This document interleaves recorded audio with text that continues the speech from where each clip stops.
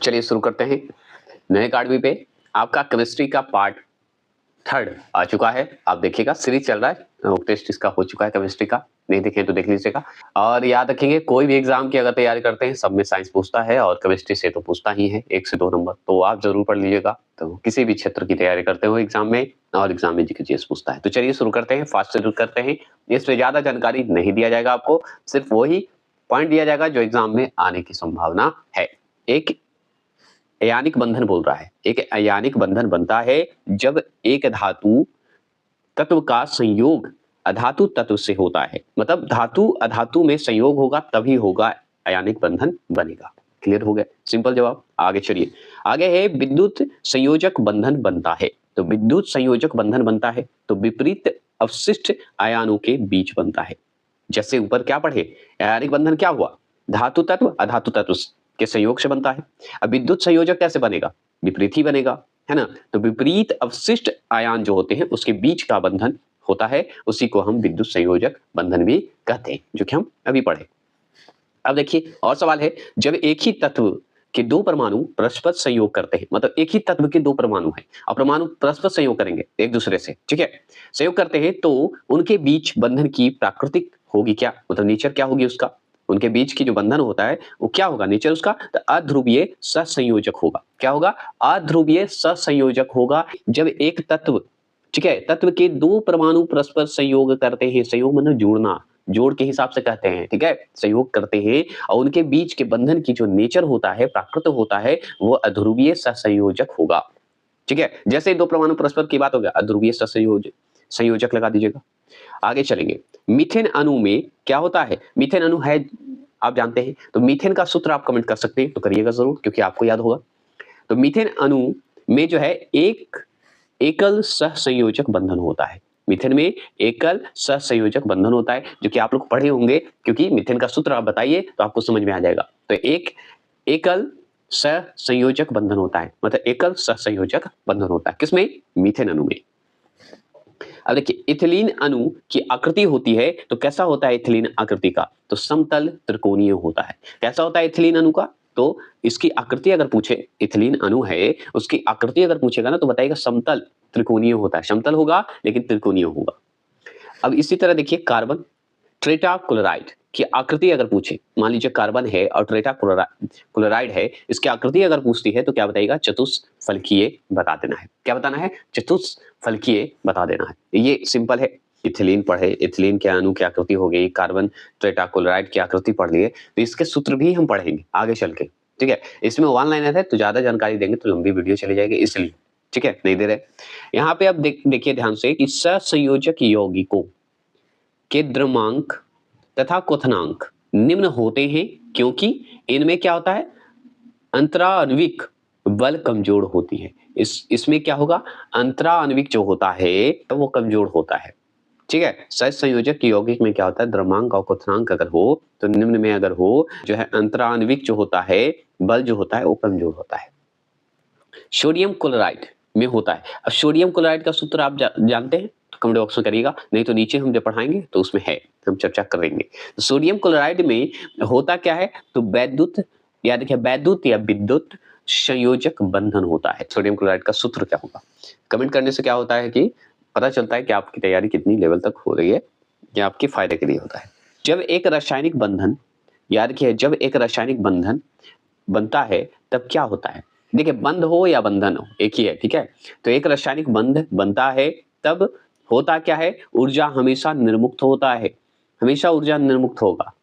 अगर बात करें त्रिबंधन में कितने पाई बॉन्ड होते हैं, तो 2 होते हैं। कितने होते हैं, 2 होते हैं। आगे पूछेगा कि किस यौगिक की एक जो है रेखीय संरचना होती है, तो ये आपका C2H2 का होता है। अब C2H2 को क्या कहा जाता है, बता सकते हैं, तो C2H2 को हम अभी मेरा कम्युनिटी पोस्ट अगर देखे होंगे तो उसमें आपको पता होगा, इसे एथीन कहते हैं। और ऐसे रासायनिक नाम जो है, केमिकल नेम जो है एसिटिलीन होता है, इसी से संबंधित है।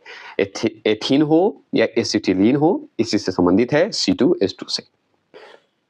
तो हो सकता है C2H2 के जगह पे एसिटिलीन दे दे, एथीन दे दे, तो ध्यान रखना है इसी का सूत्र है, इसी का रासायनिक नाम है, ध्यान रखना है। तो आपसे क्वेश्चन क्या पूछा, किस यौगिक की जो है रैखिक संरचना होती है, तो आपका C2H2 का होता है। यहाँ पे थोड़ा सा ध्यान से सुनना होगा कि आयनिक हो गया और सहसंयोजी हो गया। दोनों के आवंधी की बात करें, आवंधन की बात करते हैं, तो दोनों होते हैं, तो किसमें होते हैं, तो NaOH में होता है। अब NaOH का क्या होता है हिंदी बताते हैं, इसका रासायनिक नाम बता सकते हैं, तो सोडियम हाइड्रोक्साइड होगा। क्या होगा, सोडियम हाइड्रोक्साइड होगा। अब सोडियम हाइड्रोक्साइड क्यों हुआ, क्योंकि Na को सोडियम कर दीजिए, OH को हाइड्रोक्साइड कर दीजिए, अब इन दोनों को जोड़ दीजिए तो सोडियम हाइड्रोक्साइड हो जाएगा। याद हुआ। अगर आपसे देखिए ध्यान से सुनना है कि ये क्वेश्चन क्या दे रहा है, ये ध्यान से सुनिएगा कि आयनिक और सहसंयोजक बोल दे दोनों के बंधन अगर होते हैं तो क्या होगा, तो वो होगा NaOH में होगा। बस हम क्वेश्चन पकड़ने के लिए बता रहा हूं, कुछ ज्यादा जानकारी नहीं दे रहा हूं, ये ध्यान रखना है। जो PPT लाऊंगा उसमें विशेष डिटेल के साथ चलेंगे, उसमें अगर त्रुटि आपको लगता है तो कमेंट करिएगा। आगे चलेंगे। आयनी, देखिए आयनी है, सहसंयोजी है, उप सहसंयोजक है, तीनों आवंधन में बताइए होता है या है कौन सा, तो NH, याद रखेंगे NH4Cl है। क्या है, NH4Cl है। अब इसका बताइए NH4Cl का सूत्र आगे बताइए, रासायनिक नाम इसका बताइए, उसके बाद ही चलेंगे। तो इसका होता है अमोनिया क्लोराइड होता है। क्या होता है बताइएगा, अमोनिया, अमोनियम ऐसे बोलते हैं, अमोनियम क्लोराइड होता है। ठीक है, आपके जो है जैसे माइंड में छप जाए वैसे आप ले लीजिए इस शब्द को। ठीक है, तो ध्यान रखिएगा, ऊपर क्या पढ़े, आयनिक, सहसंयोजी, आवंधन अगर बोले ये दोनों आवंधन हो तो क्या कहलाएगा, सोडियम क्लोराइड कहलाएगा, NaOH में होगा।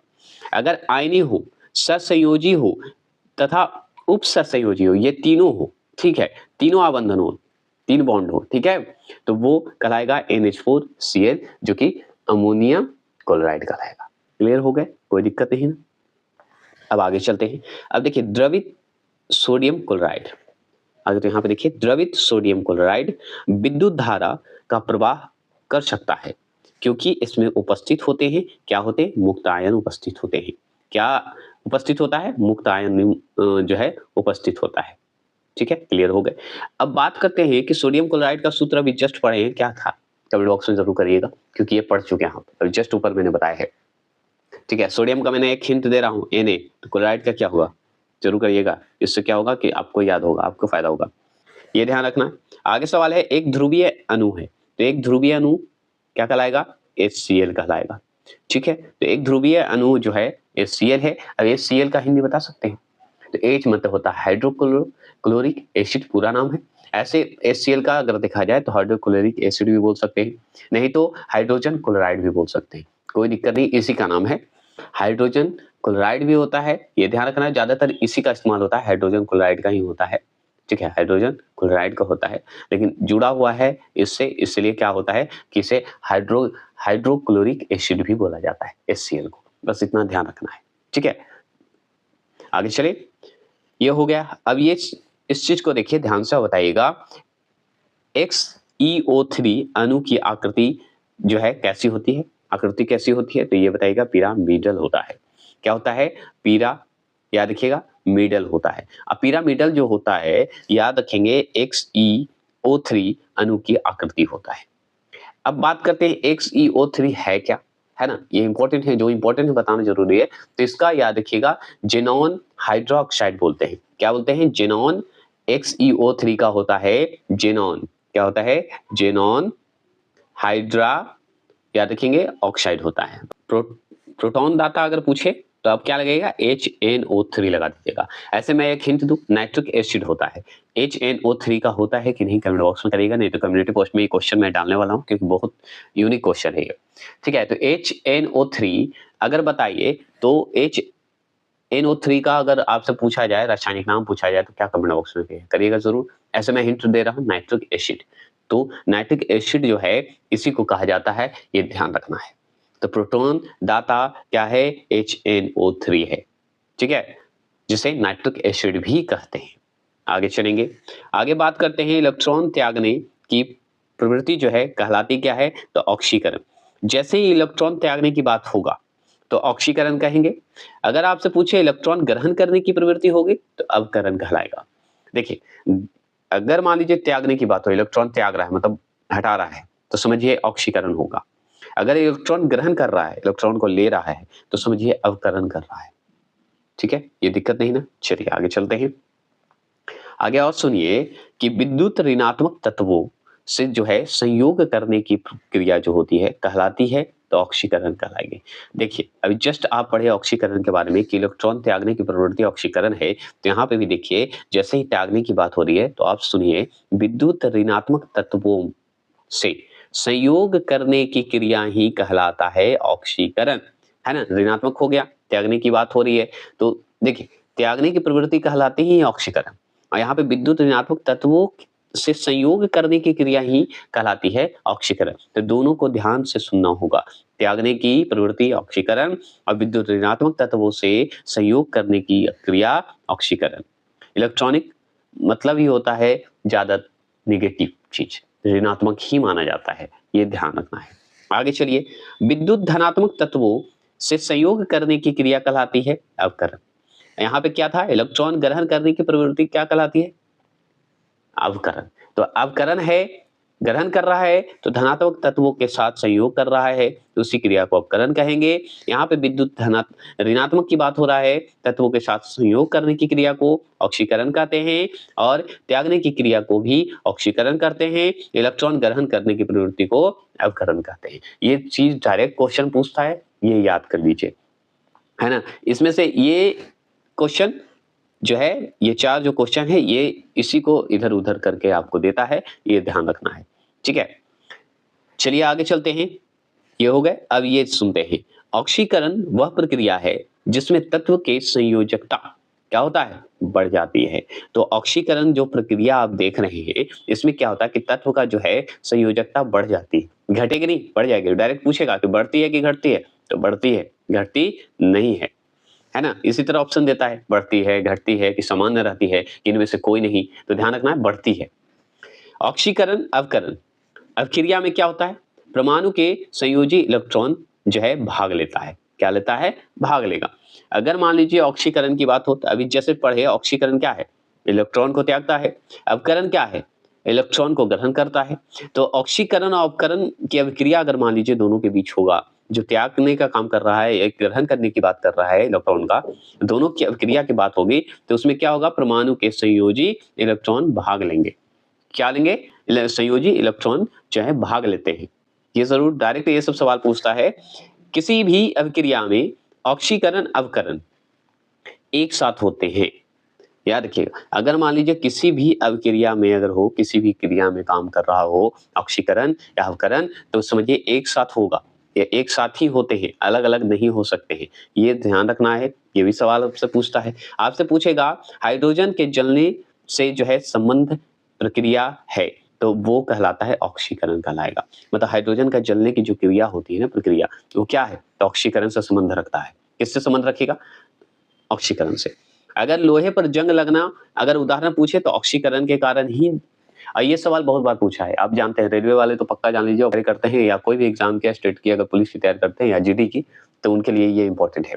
लोहे पर अगर जंग लगना अगर बोल दे तो समझिए ऑक्सीकरण का ही कारण है लोहे पे जो जंग लगता है। और लोहे का सूत्र क्या होता है? Fe, जो कि हम नीचे पढ़ेंगे। यहाँ पे देखिए, लोहे का Fe होता है। देखिए Fe प्लस प्लस है कि Fe प्लस प्लस, मतलब देखिए डबल प्लस है, यहाँ ट्रिपल प्लस है, ये ध्यान रखना है। तो Fe प्लस प्लस की Fe प्लस प्लस प्लस में रूपांतरण की प्रक्रिया है क्या? तो ऑक्सीकरण ही तो है, यही तो ऑक्सीकरण है। Fe प्लस प्लस मतलब ट्रिपल प्लस में रूपांतरण करता है, रूपांतरण करने की प्रक्रिया क्या कहलाएगा? तो यही तो ऑक्सीकरण कहलाएगा। मतलब लोहे प्लस है, लोहा में डबल प्लस है, लोहा में ट्रिपल प्लस है, और दोनों के मान लीजिए रूपांतरण की प्रक्रिया अगर बोले तो क्या होगा? ऑक्सीकरण ही तो कहलाएगा। Fe का क्या होता है? लोहा होता है। आगे चलेंगे। मुक्त अवस्था में किसी तत्व की ऑक्सीकरण संख्या होती है तो शून्य होती है। हमेशा ध्यान रखिएगा, मुक्त अवस्था में अगर मान लीजिए किसी तत्व का ऑक्सीकरण पूछते, संख्या पूछते, तो जीरो, शून्य, याद रखें, शून्य। ठीक है। और या ये भी ध्यान रखिएगा या ये भी याद रखिएगा कि Fe प्लस प्लस ये सब जो मैं बोल रहा हूँ सिर्फ आपको याद करवाने के पॉइंट से, इसलिए क्योंकि एग्जाम में आप जाएं तो क्वेश्चन आए तो छूटे ना, नहीं तो ज्यादा डिटेल तो आप खुद टैलेंटेड हैं, पढ़े लिखे हैं, आप जानते हैं। मुझे सिर्फ एग्जाम क्रैक करवाना है, क्वेश्चन आपका आए तो टिक लगे, ये नहीं कि बिना टिक लगे आ जाए। इसलिए मैं चाहता हूं कि जो मैं अपना तरीके से पढ़ा रहा हूं बस आप उसे फॉलो करें। मुक्त अवस्था में किसी तत्व की ऑक्सीकरण संख्या होती है तो शून्य होती है, ये पढ़ लिए। अब चलिए अब थोड़ा सा और फन, अब सूत्र पे आते हैं। तो सूत्र में बहुत इंपॉर्टेंट सूत्र है कि अगर इसको याद है सूत्र तभी होगा, अन्यथा नहीं होता है। तो चलिए यहाँ पे याद करने की कोशिश करेंगे। KMnO4 KMnO4 में Mn जो है बताइएगा, Mn का ऑक्सीकरण संख्या कितना होगा तो 7 होगा। समझ गए? मतलब KMnO4 का अगर Mn का ऑक्सीकरण पूछे संख्या तो 7 बताइएगा, 7 बताइएगा। अब ये तो आप जान गए, लेकिन KMnO4 का एक रासायनिक नाम जानते हैं? जानना जरूरी है। तो याद रखना है कि इसका KMnO4 जो है अकार्बनिक यौगिक है। आगे तो ये याद रखिए, इसका रासायनिक नाम अगर पूछे तो याद रखिए पोटाशियम। पोटेशियम भी बोला जाता है, पोटेशियम भी बोला जाता है, ध्यान रखना है। तो पोटेशियम पर मैग्नेट कहलाता है। इस पूरे सूत्र को अगर देखिएगा, आप अगर सर्च भी करते हैं तो यही देगा, पोटेशियम पर मैग्नेट देगा। तो इसका सूत्र अगर आपसे पूछेगा तो पोटेशियम पर मैग्नेट याद कर लीजिए, डायरेक्ट क्वेश्चन पूछता है, रासायनिक नाम है ना। तो MnO4 का अगर पूछे तो पोटेशियम पर मैग्नेट बताइएगा। और याद रखेंगे इसी में से Mn जो है उसका ऑक्सीकरण संख्या पूछ दिया है तो 7 बताइएगा। क्या बताएंगे? 7 बताएंगे।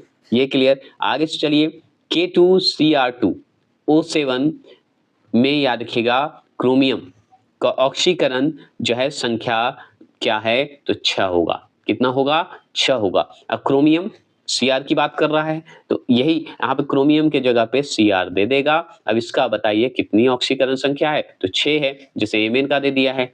ठीक है, ये ध्यान रखना होगा आपको।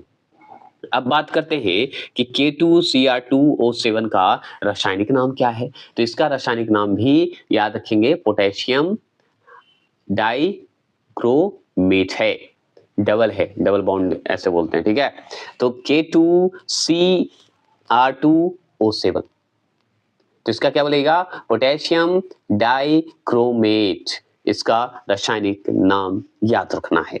ठीक है, ये याद करवाने के लिए बोल रहा हूँ। अगर मान लीजिए आ जाए K2 आ जाए, Cr2 आ जाए, O7 आ जाए, तो इसका रासायनिक नाम अगर मान लीजिए आ जाए तो क्या लिखा है? तो सोच के चलिए ना, K है नेट, K2 है तो हम बोलेंगे पोटाशियम है।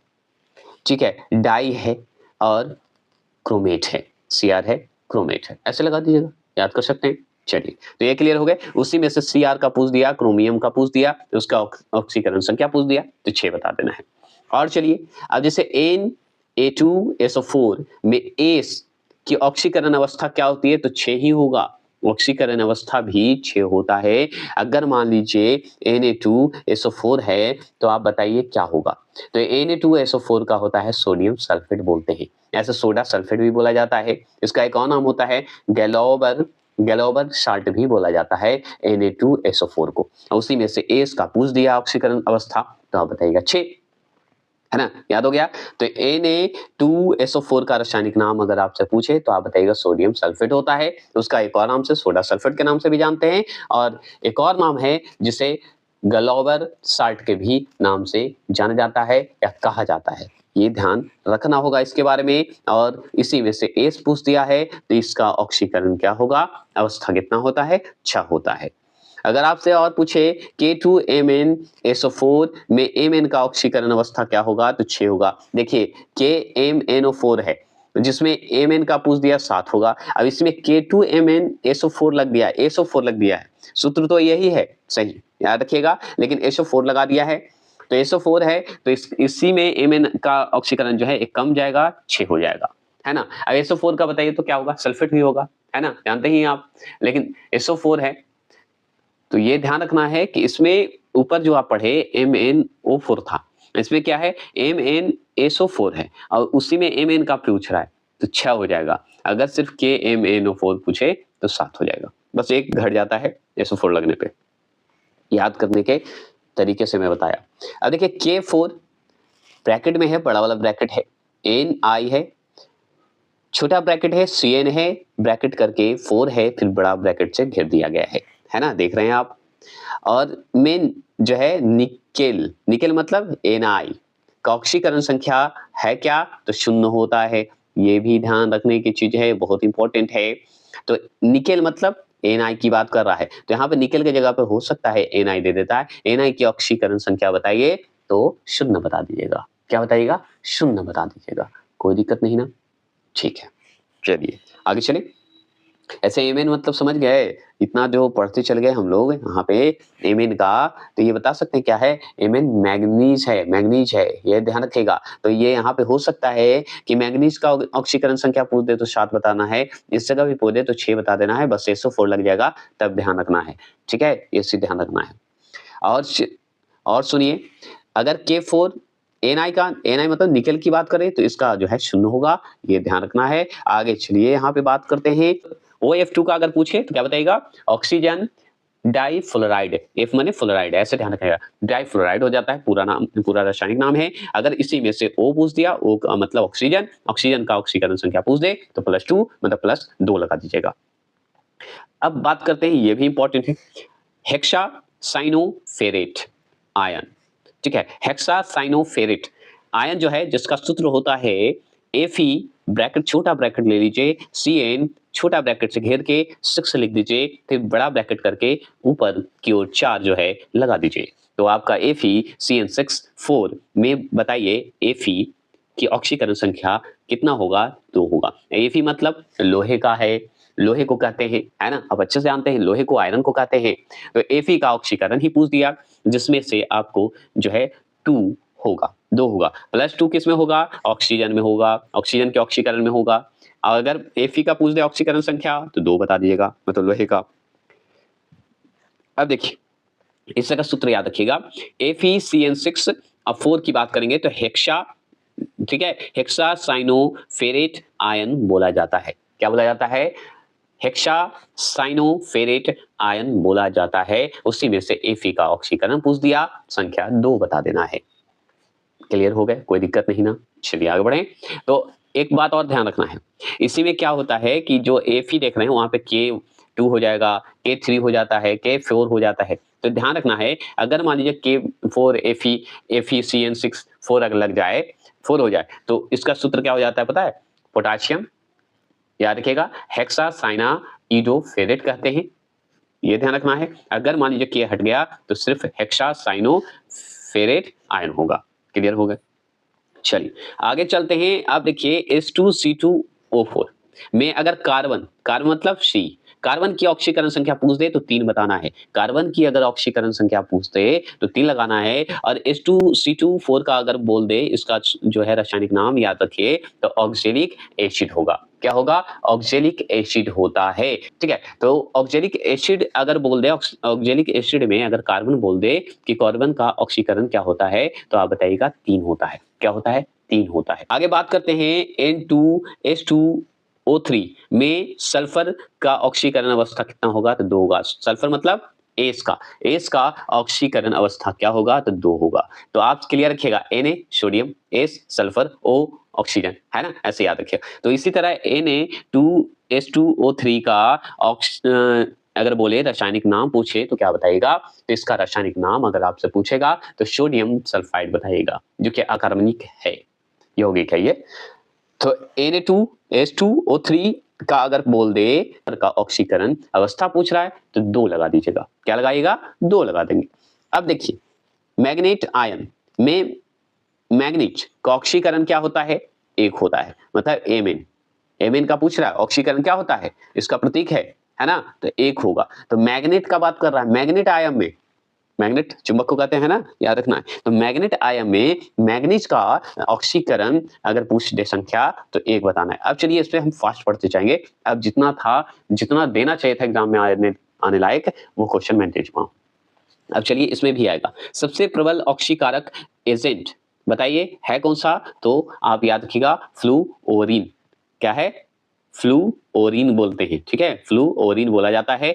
तो पूछे अम्ल वह पदार्थ है जो प्रोटॉन देता है, अम्ल वह पदार्थ है जो प्रोटॉन देगा, क्षार वह पदार्थ है जो प्रोटॉन ग्रहण करता है। देखिए इसमें भी ध्यान रखना है कि अम्ल वह पदार्थ है जो प्रोटॉन देता है, अम्ल जो है क्या करेगा, प्रोटॉन को देगा।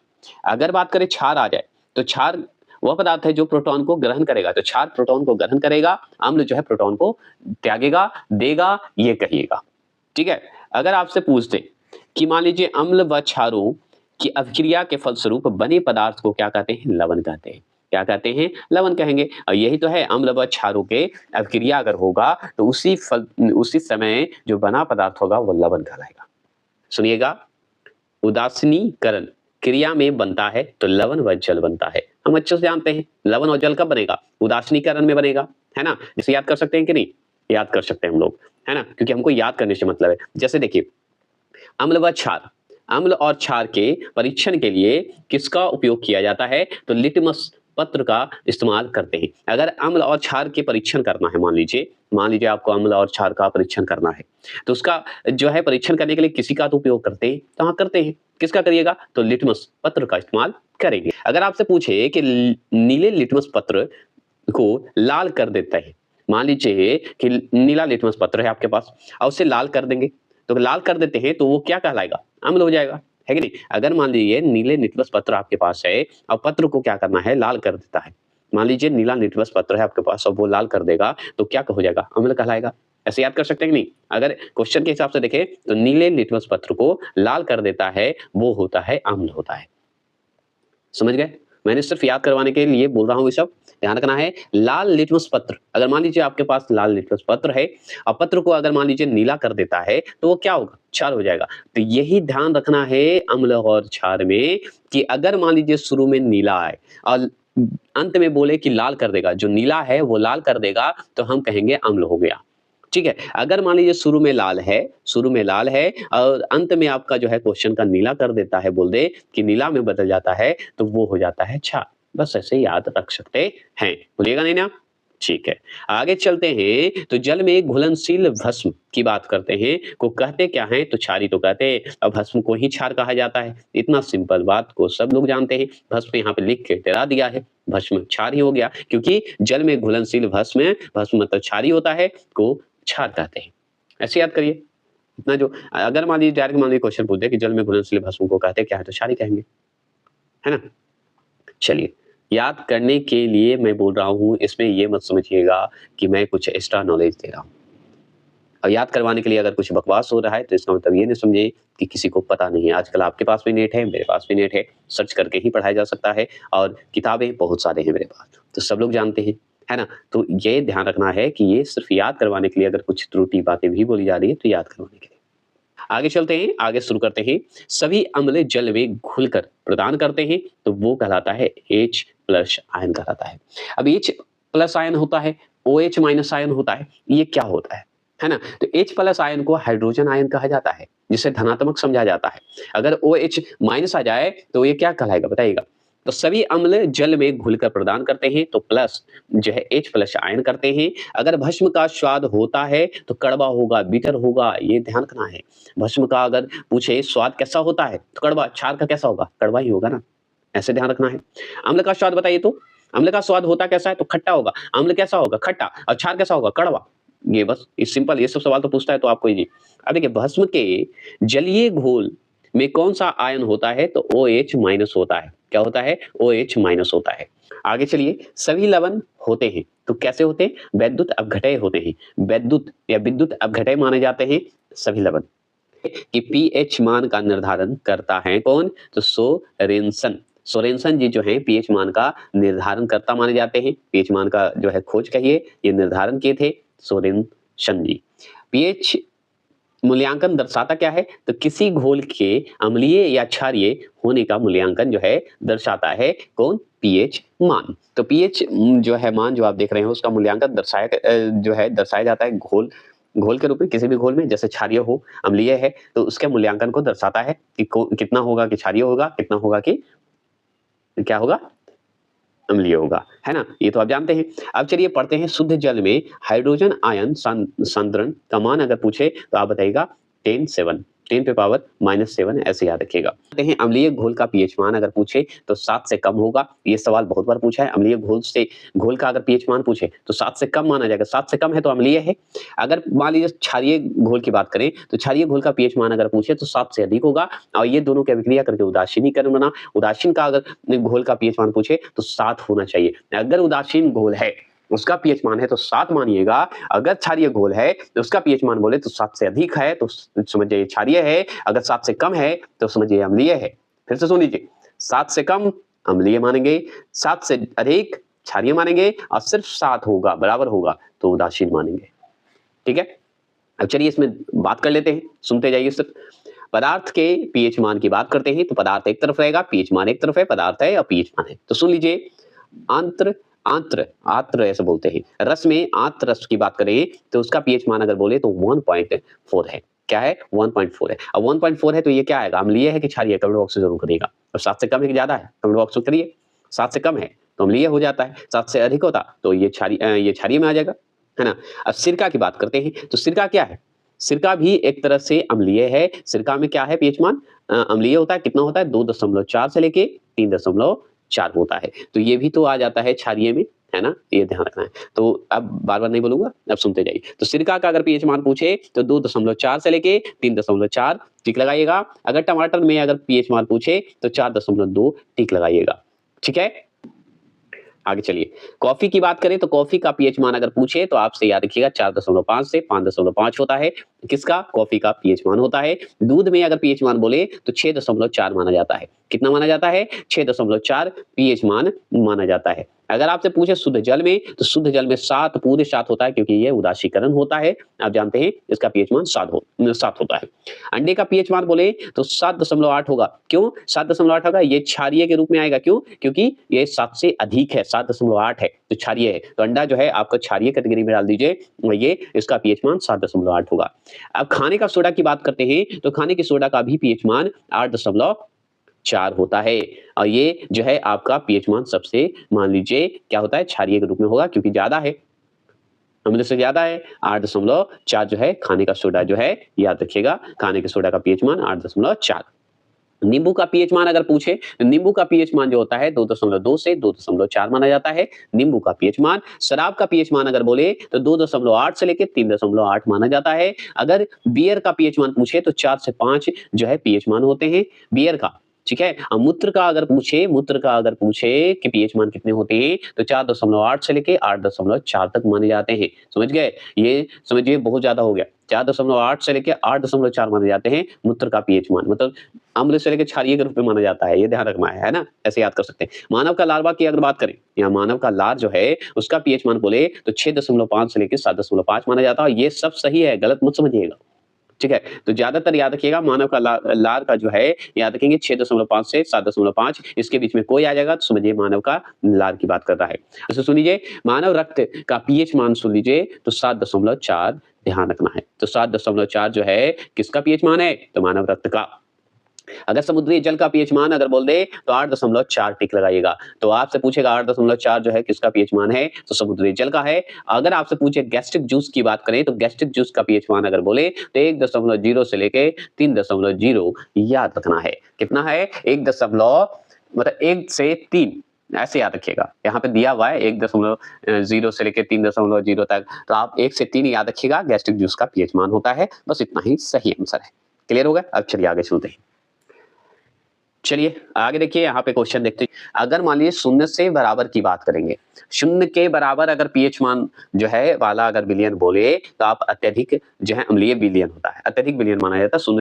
देखिए सभी अम्ल धातुओं से प्रतिक्रिया करके कौन सी गैस निकालते हैं? तो हाइड्रोजन गैस निकालते हैं, मतलब H निकालते हैं, है ना, ऐसे याद करिएगा। तो सभी अम्ल धातुओं से प्रतिक्रिया कर कौन से गैस निकालते हैं? तो हाइड्रोजन गैस निकालते हैं। आपसे पूछेगा मानव रक्त का पीएच मान होता है 7.4 होता है, जो कि हम पढ़ चुके हैं। दूध का पीएच मान अगर पूछता है तो 6.4 है, आप अच्छे से जानते हैं ये सब। अब चलिए कि दूध का पीएच मान तो आप जान गए 6.4 हो गया, मतलब 6.4 हो गया। जो लवण अम्लीय हाइड्रोजन याद रखेंगे परमाणु या हाइड्रोइक्स आयन से मुक्त रहते हैं कहलाते क्या हैं? तो सामान्य लवण कहलाएंगे, है ना। ये सवाल बहुत बार पूछा है कि मोहर लवण जो है, मोहर साल्ट जो है क्या होता है? तो द्वीक लवण होता है, द्वीक लवण बोला जाता है। तो मोहर लवण जैसे ही अगर आपसे पूछेगा क्या है तो द्वीक लवण माना जाता है।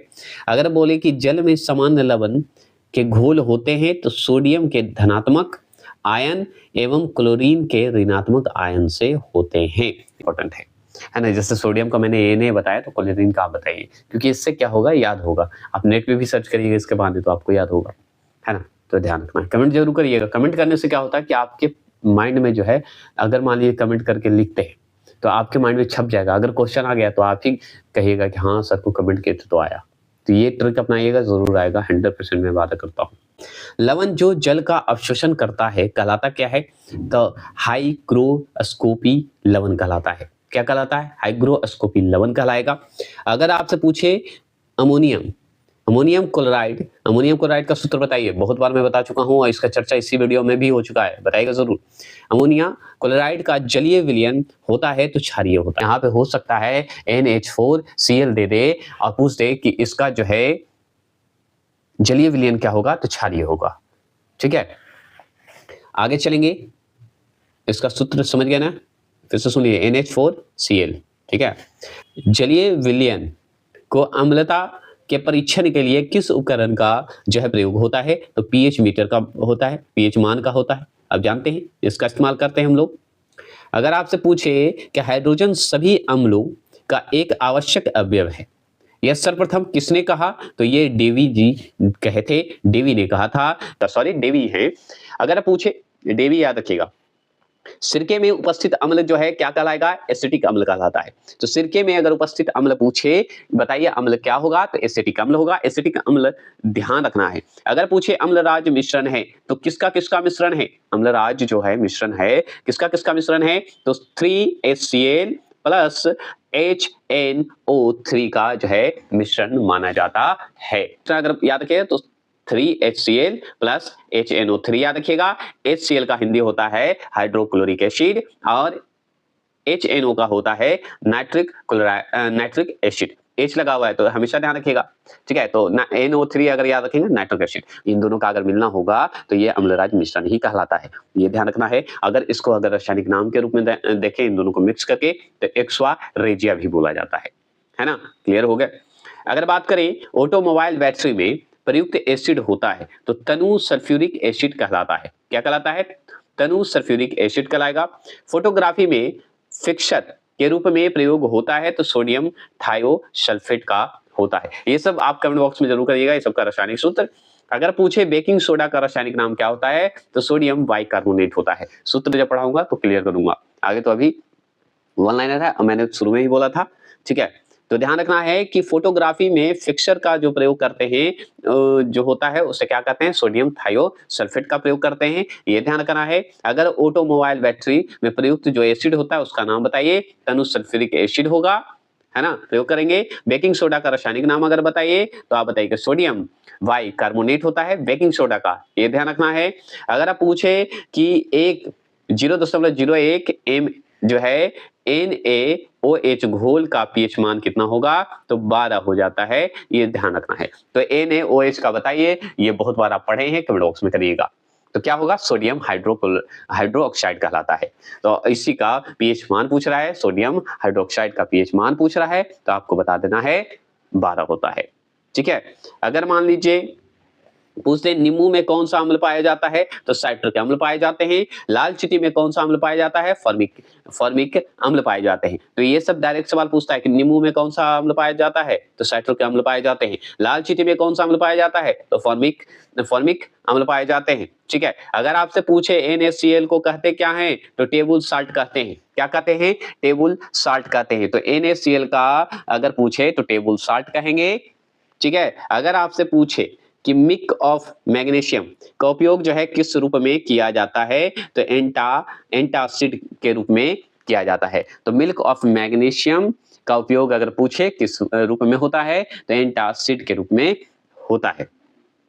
अगर आपसे पूछे कास्टिक सोडा का रासायनिक नाम क्या है, तो सोडियम हाइड्रोक्साइड होता है। क्या होता है, सोडियम हाइड्रोक्साइड होता है। तो अगर आपसे पूछे फिटकरी का रासायनिक सूत्र है, तो फिटकरी का रासायनिक सूत्र तो याद करना पड़ेगा, क्योंकि फिटकरी का रासायनिक सूत्र जबरदस्त है।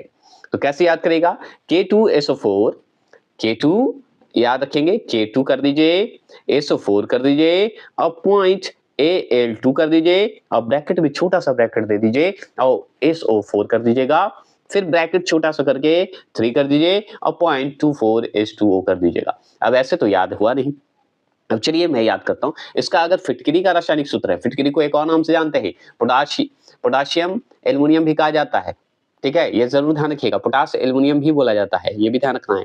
तो फिटकरी का रासायनिक सूत्र याद तो करना है, कैसे याद करेंगे आप सुनिए आगे। तो के से क्या होता है, के से क्या होता है, पोटाशियम होता है। SO4 से क्या होता है, सल्फेट होता है। एल से क्या होता है, एल्युमिनियम जो होता है एल्युमिनियम होता है, याद रखना है। SO4 से क्या होता है, सल्फेट ही होता है, एल्युमिनियम सल्फेट भी कर सकते हैं। अगर पूछ ले H2O से क्या होता है, तो ये होता है हाइड्रोजन ऑक्साइड होता है, आप अच्छे से जानते हैं। तो अब याद रखना होगा जिसमें आपको पोटेशियम हो, सल्फेट हो, एल्युमिनियम सल्फेट हो और एक हाइड्रोजन ऑक्साइड हो, तो वो क्या कहलाएगा, फिटकरी ही तो कहलाएगा।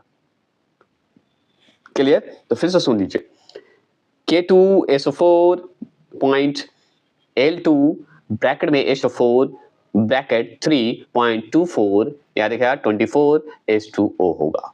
तो किसका है, ये है हमारा फिटकरी का रासायनिक सूत्र है ना। क्लियर हो गया? तो आज के लिए इतना ही रखते हैं, ये हो गया खत्म, अब आपके लिए हो गए समाप्त। तो मिलते हैं फिर नेक्स्ट वीडियो पार्ट 4 में, जो कि इसी तरह का छोटा छोटा वीडियो मिलता रहेगा। बस आप सपोर्ट और सब्सक्राइब करते रहिए, तो साइंस का मैं जल्द खत्म कर दूंगा 2 से 3 दिन में। तो चलिए मिलते हैं। अगर बायोलॉजी का जो नहीं देखे हैं, जो जानते नहीं है, लगभग सारे सब्जेक्ट का मैं प्लेलिस्ट बना चुका हूं, अब नए सिरे से फिर लाने वाला हूं, जिसमें FCI का जॉब के लिए और आपका जितने भी BPSC हो या बिहार पुलिस दरोगा SI का है, उसके लिए जीके जीएस सारा है सिर्फ, और 100% निकालने का गारंटी भी देता है नॉलेज अकेडमी जीके जीएस के मामले में। तो चलिए फिर मिलते हैं। जय हिंद, जय भारत।